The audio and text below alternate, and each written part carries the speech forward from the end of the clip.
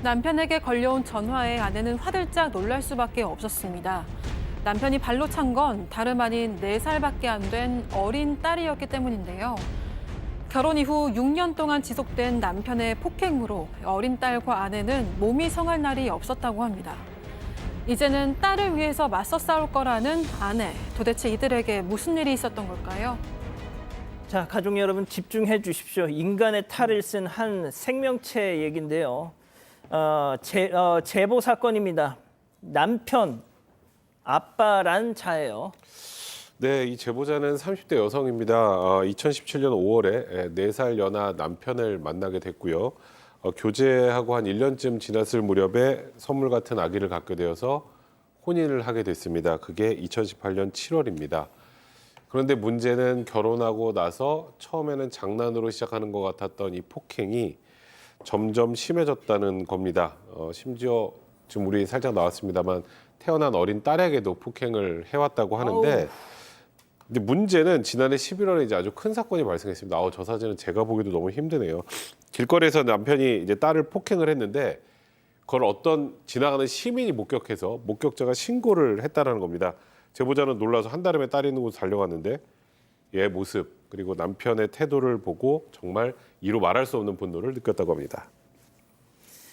자, 길 한복판에서 딸을 폭행했다. 네, 딸 폭행 사건은 날이 추웠던 지난해 11월에 일어났습니다. 이 제보자는 평소 과외 일을 해왔는데요. 수업 중 남편에게 전화가 온 겁니다. 수업이 끝나자마자 다시 전화를 했더니 남편의 말에 충격을 받았습니다. 당시 전화 녹취에는 남편이 자기가 화가 나서 딸을 발로 찼고 이걸 본 사람이 경찰에 신고했다. 그러니 당장 튀어오라 이렇게 이야기를 했는데요. 놀란 제보자는 바로 뛰어갔고 이 소변으로 젖어있는 바닥에 딸이 쪼그려 앉아 울면서 엄마를 찾고 있었다고 합니다. 제보자는 아이가 그 지경인데도 남편이 딸에게 욕을 퍼붓고 있었다고 주장했습니다. 남편이 딸을 폭행한 이유는 딸이 바지에 소변을 봤다는 이유였습니다. 4살밖에 안 된 딸이 용변 실수를 했다고 아이에게 달려들면서 발로 걷어찼다고 합니다. 또 아이를 일으켜 세웠는데 다시 앉았다고 걷어차서 넘어뜨리고 또 넘어진 아이를 다시 발로 또 찼다고 이야기를 했습니다. 이를 본 한 모녀가 경찰에 신고를 한 건데요. 제보자는 아이를 챙겨서 차에 올라탔는데 아이에게 무슨 일이 있었냐고 물어보니까 아이는 공허한 표정으로 한숨을 쉬면서 집에 가고 싶다 이렇게 이야기를 했다고 합니다. 자, 그날 폭행 장면이 말이죠. 근처에 있던 편의점 CCTV에 고스란히 다 찍혔답니다. 자, 그런데 그 제보자, 이 딸아이의 엄마 아직도 그 영상을 못 보셨대요. 왜? 직접 들어보시죠. 우선 형사분께서 굉장히 심하다고 많이 심각하다고 그러셔서 저도 이제 CCTV를 보고 싶다고 했거든요. 근데 형사님이 어머님 보시면은 감당 못 하실 거라고 많이 힘드실 거라고 저한테 말씀하시고 끝까지 저는 진짜 좀 못 봤어요. 자, 양 변호사님. 얼마나 심각하면 형사가 그 아이의 어머니에게 저 모습을 안 보여줘야겠다라고 생각을 했을까요? 그리고 나서 그 정도 심각한 폭행을 저질러 놓고 이제 아내하고 통화한 자리에서 이 남편이 나 이제 그 반성이 아니라요. 그 딸이 너무 싫다. 책임지고 싶지 않다. 인생 손해보고 싶지 않다. 그러니까 뭐 데려가라. 아니면 뭐 어디 갖다 버려라. 고아원에 맡기든가 해라. 이런 식의 얘기를 자신이 폭행을 해놓고 지금 아내에게 했다라는 것이고요. 더 좀 충격적인 건 그 아내에게 이 내 얘기 딸한테도 전해라고 얘기를 했다는 겁니다. 4살짜리 딸이에요. 지금 얘기하고 있는 딸이. 4살짜리 딸한테 너 갖다 버릴 거라고 아빠가 그러더라고 전해라. 예. 자, 오 교수님. 이자는 한 걸음 더 나아가죠? 그렇습니다. 이게 이제 가족에게만 상처를 준 것이 아니고 이 제보자 같은 경우는 이제 딸 폭행하고 난 뒤에 그 제보자의 통화에서 아동학대 재판이 이제 벌어지고 있는데 거기에서 만약에 판사가 집행유예라도 만약에 선고를 하게 되면 판사를 흉기로 찔러 살해하겠다 이런 그 얘기를 했고요. 또 법원도 다 불을 지를 거다라고 협박을 했습니다. 그리고 이제 당시에 그 폭행을 신고했던 그 모녀가 있지 않습니까?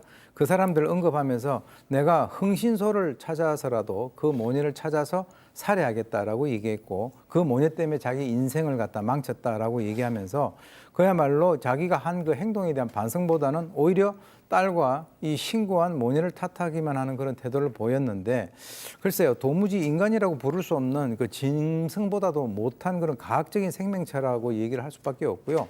제가 봤을 때는 분명히 이 사람 어렸을 때 폭행을 심각하게 당했을 가능성이 상당히 높다. 왜? 그렇지 않으면 저렇게 행동을 할 수가 없어요. 결론적으로는 이 제보자 같은 경우는 정말 남편 잘못 골랐다라고 봅니다. 아버지가 모 건설 회사 대표랍니다. 유학으로 나름 학벌 세탁을 해보려다가 실패하고 귀국해서 지금 고졸인데 아버지가 현장 소장으로 꽂아 넣어가지고 일을 하고 있다가 이 모든 일을 벌였다는 거죠. 비단 이날 하루만 일했을까요? 아니죠. 그리고 아이를 때리는 거에 대해서 본인이 이렇게 얘기를 하더래요. 체크포인트 짚어보죠. 야, 이게 다 교육이야 라는 헛소리를 하더랍니다. 자, 아이 폭행 당시 이걸 말리던 제보자 아내와 나눈 대화 직접 들어보시죠. 애 때리지 마. 애 때려갖고 다 벌 고쳤잖아, 나쁜 것들은. 근데 목조로 그런 거 폭력이지. 폭력으로 애를 고쳐야 된다고. 하지 마. 하지 마. 안 했으면은. 괜찮아? 닥쳐. 하지 마, 이 새끼야. 욕하지 마. 여보. 딱 치고 있어, 알겠어? 이게 다 교육이야. 이렇게 해갖고 고쳐야지. 그러면 애 만들 거야? 이거 죽여서라도 고쳐내야 되는 거야. 목조는 것까지는 안 해도 됐어. 돼. 돼. 더 해도 돼. 뭐가지 비틀어버려도 돼. 아까 오윤성 교수님이 어렸을 때 뭔가 있다, 성장 과정에서 지금 4살짜리 딸을 향해서 저런 얘기를 하는 걸 보니까 이해가 갑니다.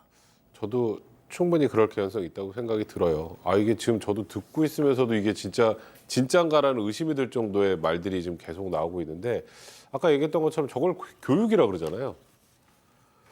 그리고 딸을 때려서라도 나쁜 버릇을 고쳐야 한다. 그것도 너무한데 거기서 더 나아가서 폭력으로 교육해야 된다. 심지어 죽여서라도 고쳐놔야 한다. 목을 조르는 거 더 나가서 목을 비틀어버려야 된다. 아까 이런 얘기도 하기도 했었는데요.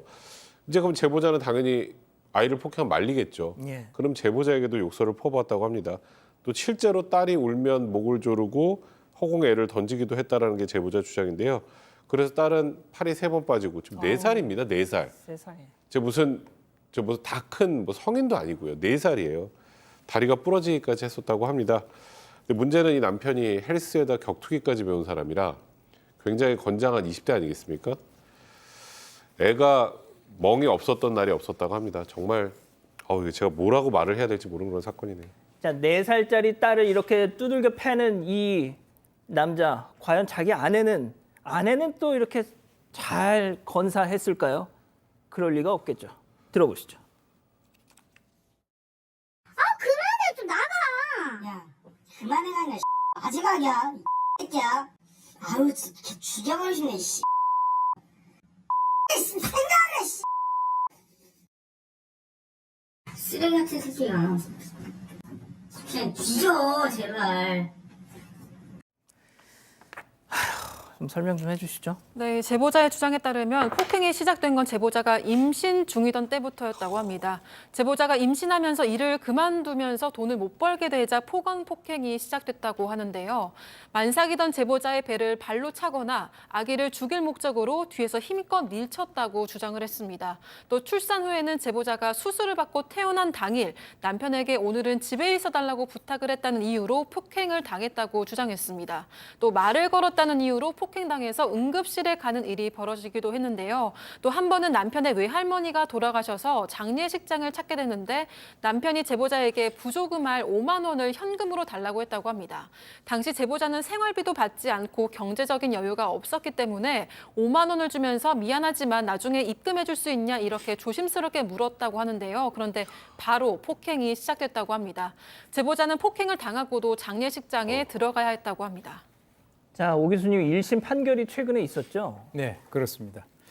지난 6월 19일 아동복지법 위반하고 아내 폭행 사건을 병합해서 1심 판결에서 재판부는 남편에게 징역 8개월을 선고했습니다. 잠깐만, 징역 8개월이요? 네, 8개월. 그렇습니다. 8년 아니고요. 네, 그렇습니다. 그런데 이제 재판부는 이 남편의 아동학대에 대해서 이 정상적인 부모 행동이라든가 훈육 방식으로는 도저히 보이지 않고 이 정말 충격적이다 이렇게 이제 표현을 했는데요. 또 이제 이 남편이 지금까지 해온 여러 가지 행동들을 보게 되면 반성하거나 자기 행동이 상당히 심각하다는 것을 인지하지 못하고 있다는 점을 강조해서 바로 법정 구속을 했습니다. 그런데 이 남편 같은 경우는 또 뭔가 항소장을 갖다가 제출했다라고 하는데요. 제가 봤을 때는 저 남성을 키운 부모의 책임이 전적으로 있다라고 저는 봅니다. 왜 그러냐면 어렸을 때 부모에게 많이 저렇게 맞지 않았으면은 저렇게 가학적으로 이렇게 스스로 되는 경우가 거의 없다라고 제가 보고 있거든요. 그리고 이제 또 하나 좀 저희가 꼭 짚어야 될 것은 지금 현재 두들겨 맞았던 그 4살짜리 그 여자아이에 대한 심리 치료가 없으면 이거는 폭력의 전수 효과라고 해서 그 아이가 좀 컸을 때 남들에게 공격성을 보일 그럴 가능성이 상당히 높아서 이것도 좀 짚고 넘어가야 됩니다. 자, 양 변호사님이 좀 마무리해 주시죠. 일단 지금 뭐 딸을 걱도 하셨는데요. 딸이 심지어는 이런 아동학대 사건에서 아이들이 어릴 때 어떤 현상이 일어나냐면요. 그렇게 폭력을 겪으면서도 부모가 워낙 절대적이니까 계속 부모를 찾습니다. 이 딸도 한동안은 아빠 어딨냐고 아빠 보고 싶다고 울었다라는 거예요. 그렇게 맞았는데도 불구하고. 이게 진짜 사랑해서가 아니라 그마저도 버림받을 게 더 두려웠던 겁니다. 다행히 지금은 그래도 안정이 돼서 근데 지금은 이제 아빠를 찾지 않은 대신 아빠가 또 때릴까 봐 저렇게 침대 밑에 숨고 성인 남성만 봐도 무서워하는 그런 상황이라니까 반드시 아이에 대한 치료도 필요한 상황인데 화가 나는 건 뭐 저런 이유에 아까 아내분도 굉장히 많이 뭐 상처도 입었는데 치료비도 그렇고 양육비도 그렇고 경제적으로 도움도 전혀 못 받아서 공황장애 우울증까지도 지금 아내분도 겪고 있는 상황이라 이 두 모녀가 어떻게 해야 될지 굉장히 안타까운 상황에 놓여 있는 겁니다. 남편 뭐 보상은 배상은 고사하고 사과 한마디도 아직 없다고 합니다. 와, 아이가 아빠 무서워서 저 이불 밑을 숨는 모습 보니까 정말. 자, 일단 이렇게 정리하고요.